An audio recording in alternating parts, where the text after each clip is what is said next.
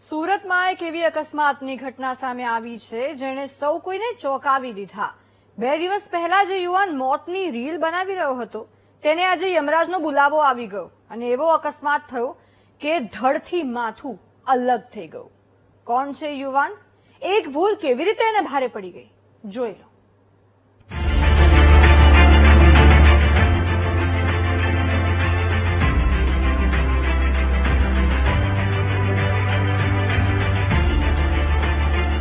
Social મીડિયામાં famous થવા માટે યુવા પેઢી જોખમી રીલ બનાવે છે। આવી જ રીલ 2 દિવસ પહેલા સોશિયલ મીડિયા ઇન્ફ્લુએન્સરે બનાવી હતી, તે જુઓ।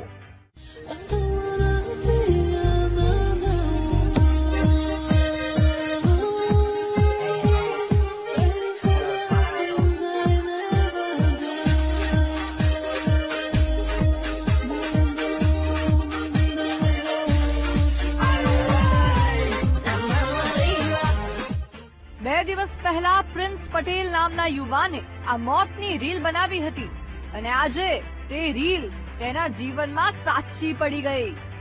ઘટના સુરતના બ્રેડ લાઇનર બ્રિજ ઉતરતા બની। બ્રિજ ઉતરતી વખતે બાઇકની સ્પીડ એટલી વધારે હતી કે પ્રિન્સ સ્ટીયરિંગ પરથી કાબુ ગુમાવી બેઠો। આ સાથે જ બાઇક ધડાકા સાથે ડિવાઈડર સાથે અથડાઈ। આ ટક્કર એટલી ભયાનક હતી કે પ્રિન્સનું માથું અને ધડ અકસ્માતમાં અલગ થઈ ગયા।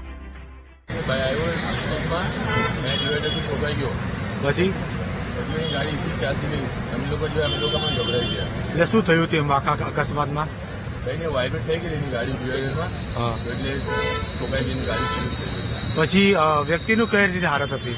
અમે જોયું એટલે કોઈ માથું જ નથી, મોડું જતું જ નહીં। જોઈને ગભરાઈ 108 ને બોલાય, 108 તરત આવી। આ ઘટના પછી ખટોદરા પોલીસ ઘટના સ્થળ પર દોડી આવી અને મૃતદેહને પોસ્ટમોર્ટમ માટે મોકલી અકસ્માતનો ગુનો નોંધ્યો। બીજી તરફ 18 વર્ષનો જુવાન જોધ દીકરો ગુમાવતા પ્રિન્સના પરિવારમાં માતમનો માહોલ છવાયો। ખૂબ જ દુઃખદ ઘટના છે। અરુણોડ દ્વારથી બ્રેડ લાઇનર સર્કલ જે બ્રિજ છે ત્યાંથી ઉતરતા એક બાઇક ચાલક પોતાનું કાબુ ગુમાવી બેઠો હતો। તે ડિવાઈડર સાથે પહેલા ભટકાયા અને ત્યારથી આગળથી એની ગાડી જઈ અને ભટકાતા એનું દુઃખદ અવસાન થયું છે।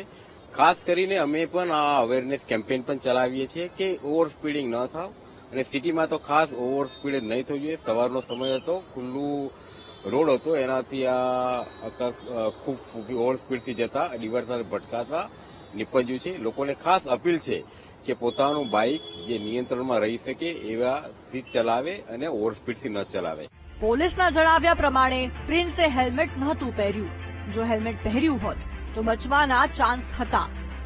બાઇક ફંગોળાયા પછી 500 મીટર દૂર જઈને રોકાયું હતું અને આ ઓવર સ્પીડના કારણે થયું હતું।